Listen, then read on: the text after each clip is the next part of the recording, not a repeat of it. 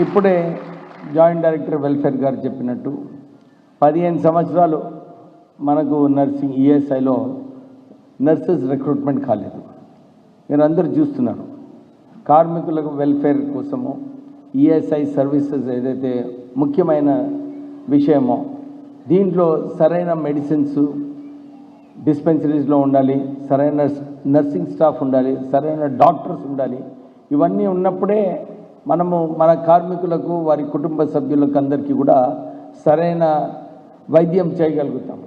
కానీ ఇన్ని సంవత్సరాలు పట్టించుకోలేదు. కానీ మన కాంగ్రెస్ ప్రభుత్వం వచ్చిన తర్వాత రేవంత్ రెడ్డి గారు, బట్టి విక్రమార్క గారు మొన్న రివ్యూ మీటింగ్లో ఇదే చర్చించడం జరిగింది. ఎట్లా మన ఈఎస్ఐ హాస్పిటల్స్ అన్నింటినీ కూడా స్ట్రెంగ్తన్ చేయాలి, కార్మికులకు ఇబ్బంది లేకుండా ఎట్లా చేయాలని చెప్పి మేము బడ్జెట్ మీటింగ్లో డిస్కస్ చేయడం జరిగింది.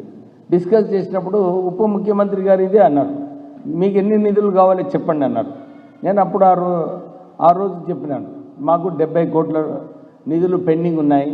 ఎందుకంటే పాత బకాయిలు టీఆర్ఎస్ టైం నుంచి ఏదైతే బకాయిలు ఉన్నాయో ఆ బకాయిలు పే చేయలేనందువలన మా డిస్పెన్సరీస్లో మెడిసిన్స్ లేవు, కార్మికులు ఇబ్బందులు పడుతున్నారంటే thank you sir, your very gracious enough. Immediately 70 crores వారు రిలీజ్ చేశాను. We are really thankful and grateful to you for this. కానీ ఆ రోజు ఇంకొక రిక్వెస్ట్ కూడా చేయడం జరిగింది. మీకు ఏమని రిక్వెస్ట్ చేశామంటే ఒక 30 crores ఒక గ్రీన్ ఛానల్ ఇవ్వండి. ఎందుకంటే health care is the most important segment in labour management.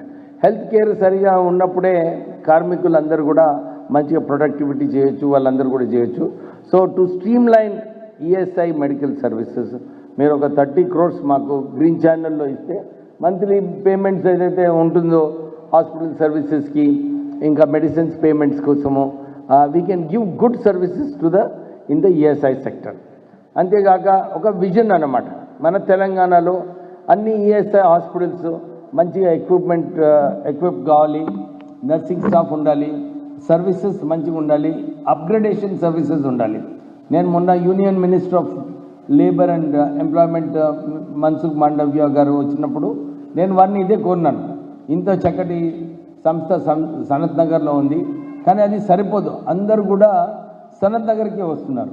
మనము టెర్షరీ హాస్పిటల్స్ ఏదైతే ఉన్నదో, నేను మొన్న రామచంద్రపురం ఈఎస్ఐ హాస్పిటల్ వెళ్ళినప్పుడు చాలా మంచి సంస్థ ఉంది అక్కడ, వెరీ ఎన్వైరన్మెంటల్ ఫ్రెండ్లీ, చాలా లార్జ్ స్పేసెస్. కానీ అక్కడ పేషెంట్స్ ఎక్కువ మంది లేరు.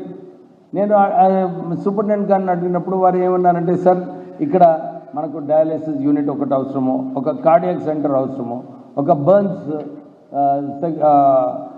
వార్డ్ అవసరం అని చెప్పి వారు చెప్పినారు. సో నేను ఇమ్మీడియట్లీ వారికి ఏం చెప్పినానంటే, సనత్ నగర్లో ఎక్కడెక్కడి నుంచి ఎక్కువ పేషెంట్స్ వస్తున్నారు. సో మేము ఈ డేటా తీసుకొని రామచంద్రపురం హాస్పిటల్, ఎందుకంటే పటించరు ఇండస్ట్రియల్ ఏరియా ఇది వెరీ బిగ్ ఇండస్ట్రియల్ ఏరియా, చాలామంది వర్కర్స్ అక్కడ ఉన్నారు. ఆ రామచంద్రపురం హాస్పిటల్ని మనము అప్గ్రేడ్ చేయగలిగితే, అక్కడ ఎక్కువ సర్వీసెస్ ప్రొవైడ్ చేయగలిగితే అందరూ కూడా పటంచెరు ఏరియా నుంచి రామచంద్రపురం పోతారు, సనత్ నగర్ వచ్చేది అవసరం లేదు. ఇంత దూరం ట్రావెల్ చేయడము, మళ్ళీ ఇక్కడికి వచ్చి అక్కడ సర్వీసెస్ అవైల్ చేయడము, ఇవన్నీ కూడా ఇబ్బందులు ఉంటాయి. మనము రామచంద్రపురంని మంచిగా అప్గ్రేడ్ చేసే అవసరం ఉంది.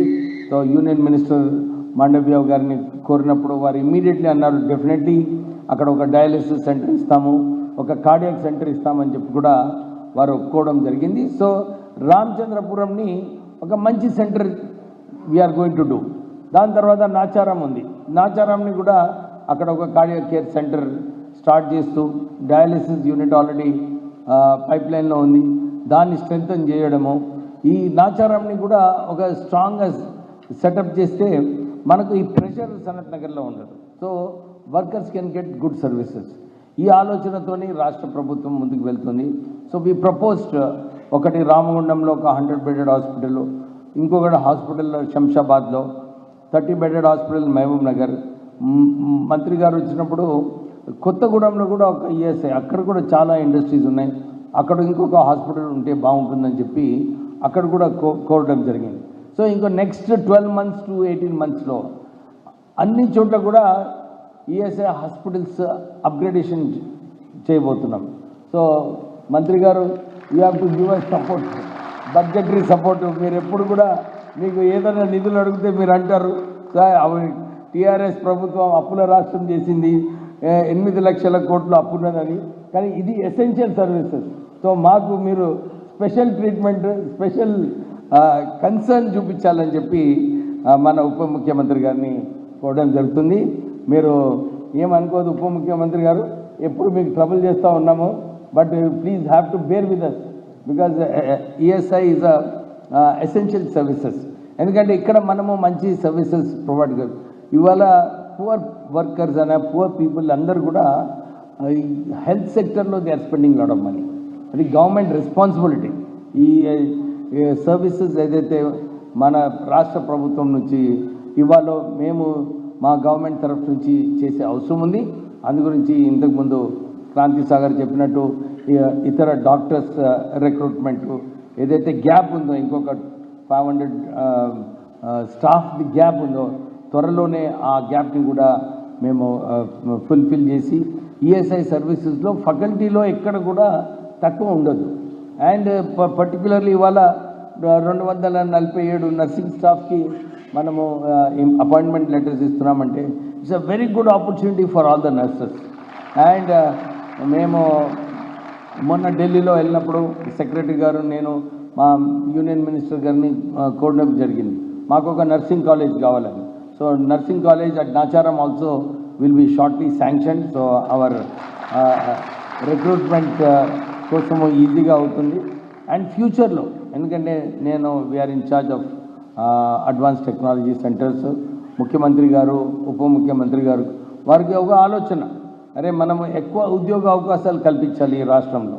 ఎక్కువ ఉద్యోగ అవకాశాలు కల్పించినప్పుడు, ఎందుకంటే గవర్నమెంట్ ఉద్యోగాలు చాలా రెస్ట్రిక్టెడ్ ఉండేది. 2 lakh జాబ్స్ ఇప్పించాలంటే ఎక్కువ కృషి చేసే అవసరం ఉంది.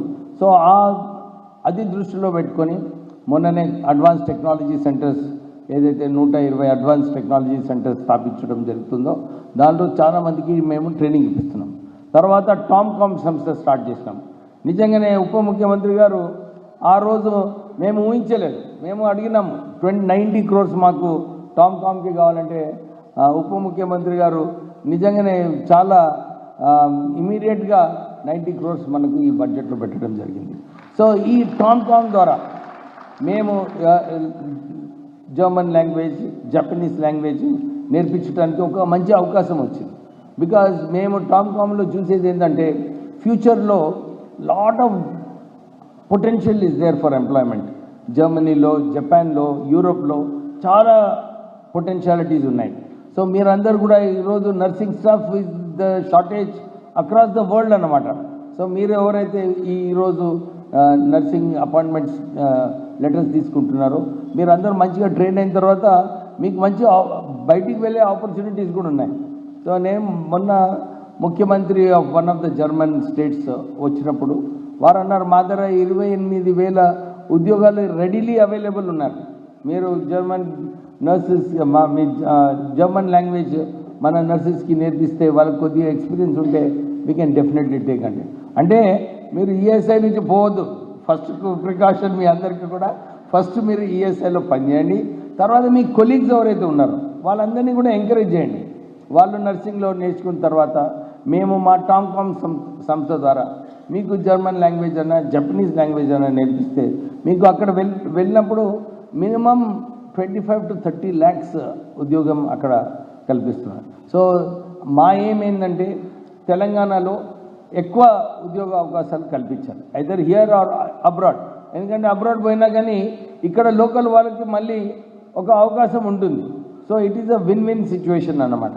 సో రాష్ట్ర ప్రభుత్వము వారి సొంత నిధులు కేటాయించి మనకు ఈ అవకాశం ఏదైతే ఇస్తున్నారో ఈ ట్రైన్ కావడానికి, లాంగ్వేజ్ నేర్చుకోవడానికి, బయటికి వెళ్ళటానికి, ఇవన్నీ అవకాశాలు కూడా కేవలము మనం ఈ రాష్ట్రంలో ఎక్కువ ఉద్యోగాలు కల్పించాలని చెప్పి ఆ ఆలోచనతో పనిచేస్తుంది.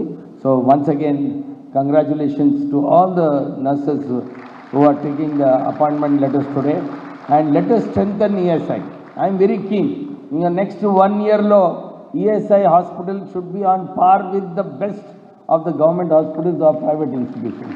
So daniki we need the support of all the faculty members, doctors, and the nursing staff, so that మనం ఈ ఇన్స్టిట్యూషన్ని స్ట్రాంగ్ చేయాలి. సో డెఫినెట్లీ మనము బట్టి విక్రమార్క గారికి ఫండ్స్ కోసం ట్రబుల్ చేస్తూ ఉంటాం sir. So you have to bear with us because of this. It is a very good service which we are doing to the poor people. So thank you very much for coming to this program, and all the very best to all of you. Thank you.